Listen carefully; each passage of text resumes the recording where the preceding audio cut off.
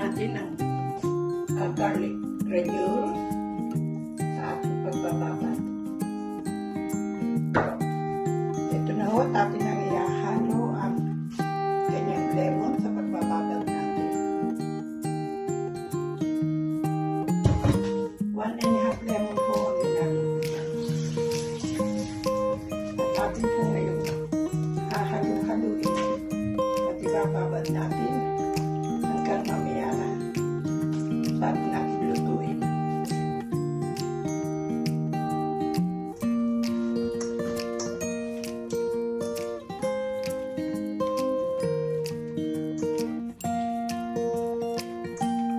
Ayan o, na medyo nahalo na natin at mamaya ho ay tatapusin natin ang bababad na natin sa frigidaire at yun yan hapon bago natin lutuin.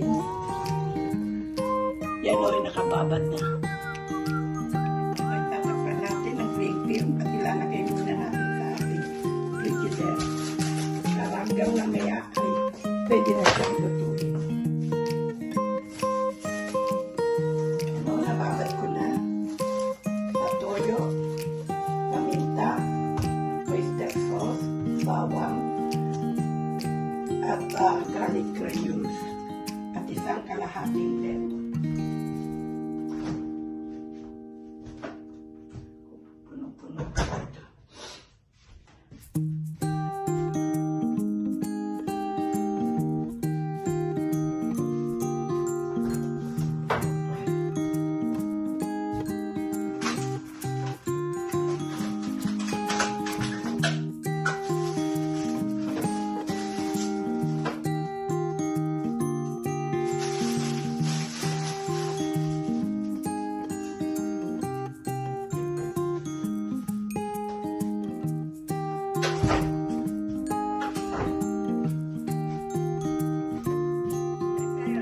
Natin itabi ang mga hindi natin kailangan hanggang mamaya. Hindi lamang ang mga pangangailangan natin ang ilan natin dito. At natin ang iinisin ang mga iba pa.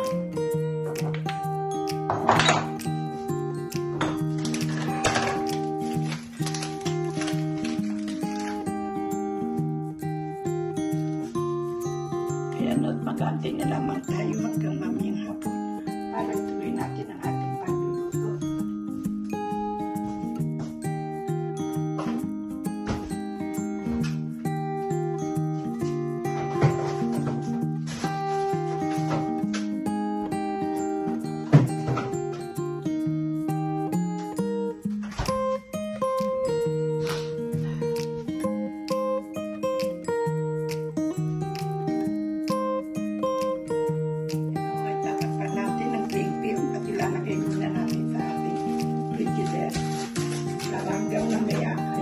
Pwede na siyang lutuin.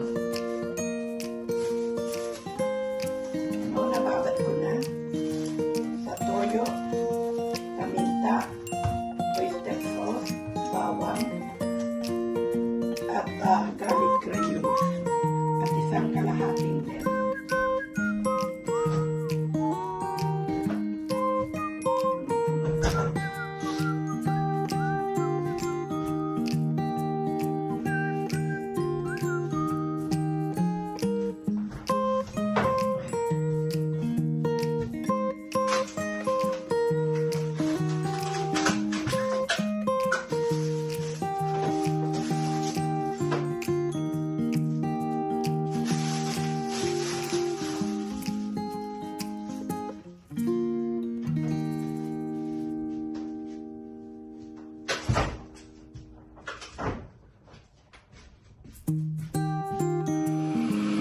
Ayan mo, yan at malapit na.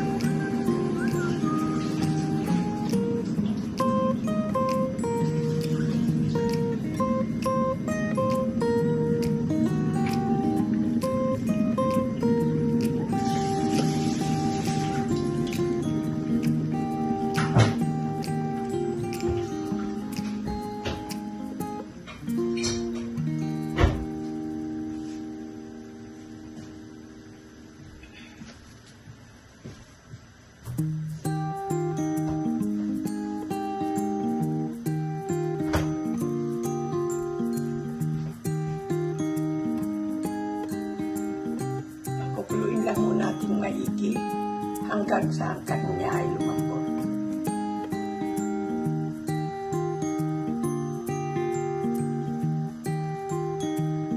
Tapos pinalalambot natin ang ating karne, ay nagpapainit naman ako ng mantika para prito ang patatas na ihahalo natin sa adobong belly pork mamaya. Sa kasalukuyan ay nakasalang na ang mainit na mantika at umpisa na natin magpalambot ng ating patatas na ihahalo dito sa belly pork adobo.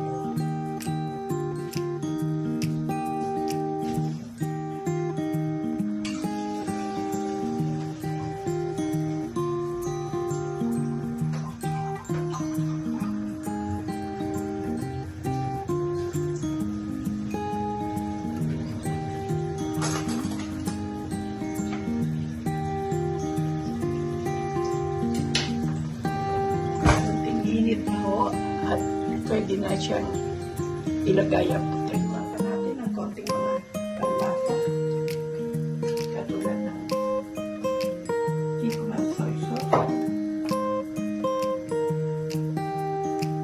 oyster soy sauce, konting ano dahil nalagyan ito kanina.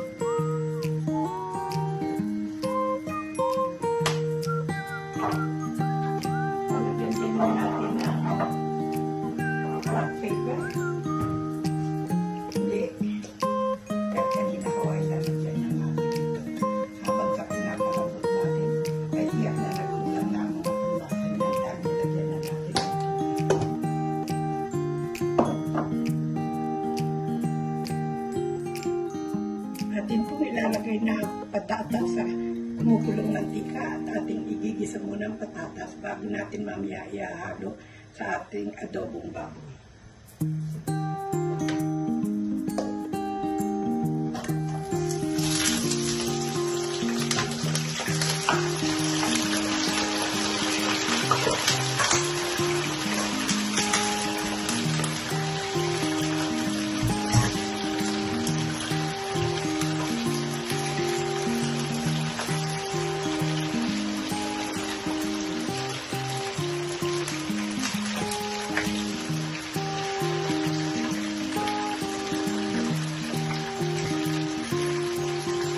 Pinapalapot natin ang belly pork ay nagpiprito naman tayo ng patatas o isang kawali na siya natin ihahalo sa belly pork adobo mamayang lalambot.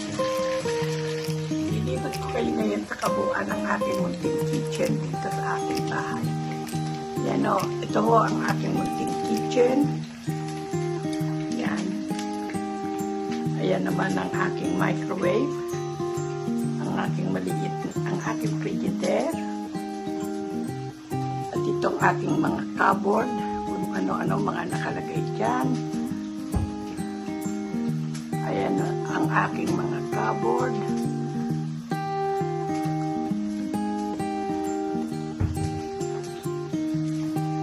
At itong aking mga tasa at baso. Ito pa ang mga pangangailangan ko sa aking mga pagluluto. Ayan. At ito pa ang mga cupboard ko rito. Lagaya ng mga kutsara, mga plato, at kung ano-ano pa.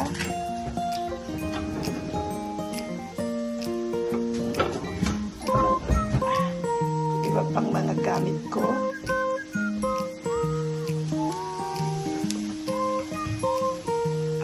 Pa ang iba ko mga ginagamit. Ayan ang mga iba kong gamit na ginagamit ko sa aking pagluluto. Ito naman ang aking mga kaldero na ginagamit ko lahat yan sa aking Ito naman ho ang loob ng ating frigidaire na konti na lang, punong-puno na ng kung ano-anong basura. Ayan ho ang aking frigidaire na maliit. Ito ho ang aking gatas na ginagamit sa aking almusal. Tubig, zero coke, at ilang mga gulay. Prutas, ayun o, prutas. At ang kanyang freezer na kung ano-ano laman. Kaya minsan ho ay di na ako lumalabas dahil nariyan ang lahat ng ating mga gamit. Hindi ko yata makita ang aking binili na meron akong binili kanina na hindi ko makita.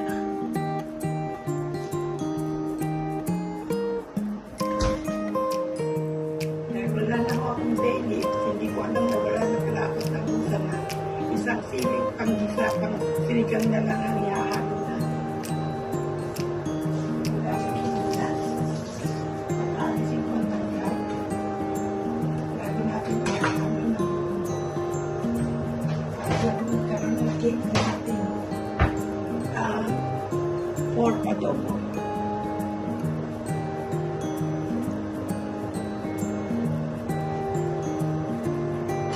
Tama na kung talasa nito para titik-tikin na lang natin ang kanyang sa baba natin yung majuloy na kung may hulog ang patatas, yun ay luto na.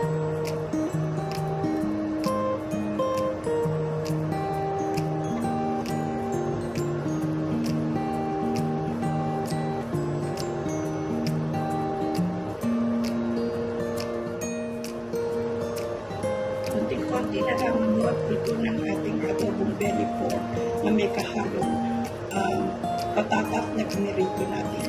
Nilagyan na natin ng panlasa ng lahat ng mga kakailanganin niya. Tinikman ko po, tama-tama na ang panlasa niya. Kaya ito ay malapit na natin hanuin at ilagay sa malinis na sasaw na lalagyan. Miyami alam ko ng konti ay luto na ito. Konting tiktik na lamang na ganyang tubig, na ganyang sabaw ay alisin na natin.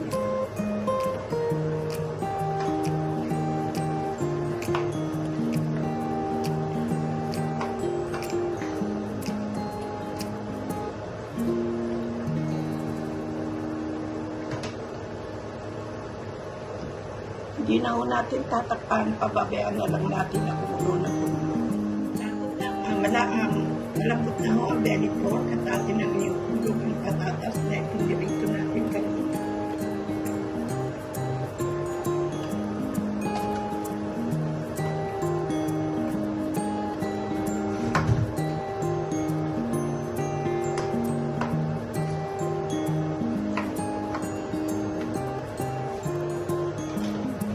Lalagyan natin ng konting oyster sauce. Konti lang ho.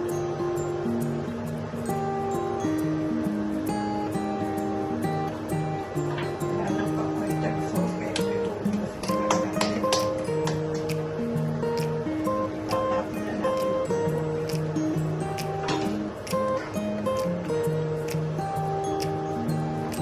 Medyo babawasan na lang natin ng sabaw.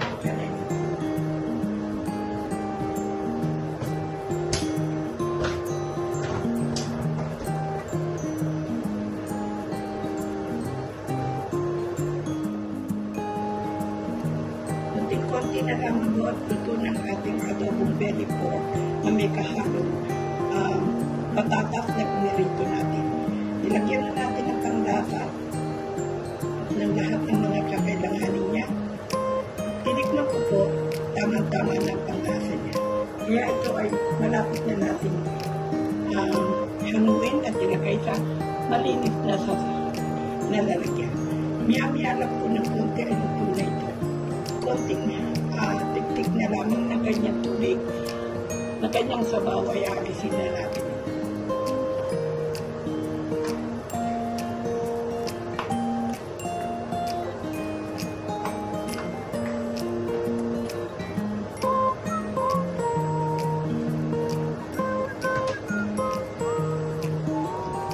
Hindi na ho natin tatakpan, pababayaan na lang natin ang kumulo na kumulo. Konti na lang wala natin ang kahapon. Pork adobo with potato.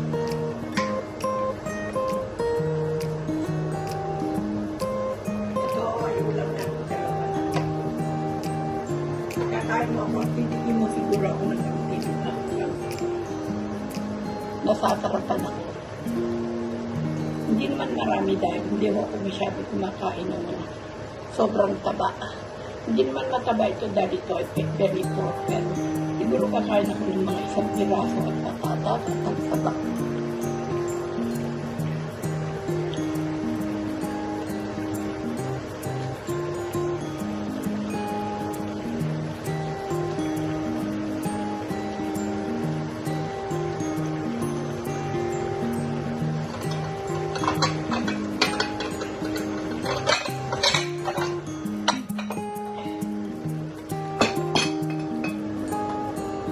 Ito ay luto na at pinatay ko na kanyang apoy. Ngayon naman ay isasalo ko na siya sa malinis na lalagyan. At ito ay ready na nakainin. Sana ko ay nagustuhan ninyo ang aking pagluluto sa aking munting channel. At sana ko ay magustuhan nyo rin. Ang lahat to ng nagluluto ay pare-pareho lamang ng pagluluto kahit na iba-ibang procedure ay yun din lumalabas. Ang lasa, ang mga panlasa. Depende lamang po sa kumakain at sa mga sinasangkot na kung ano ng mga panglasa. Kasi ang iba po ay katulad ko na hindi naglalagay ng mga sobrang panlasa sa kanilang niluluto. Pero lumalabas din ho na masarap. Hindi natin kailangan ng mga veggie, mga magic sarap para lumasa ang ating niluluto. Hanggang sa muli, sana ho ay panay ninyo akong susubaybayan sa aking mga pagluluto. At maraming salamat sa inyong panonood. Isasalin na natin. Ayan o, luto na at naisalin na rin natin sa ating malinis na lalagyan. At ako yung umpisa ng nag-tidy ng mga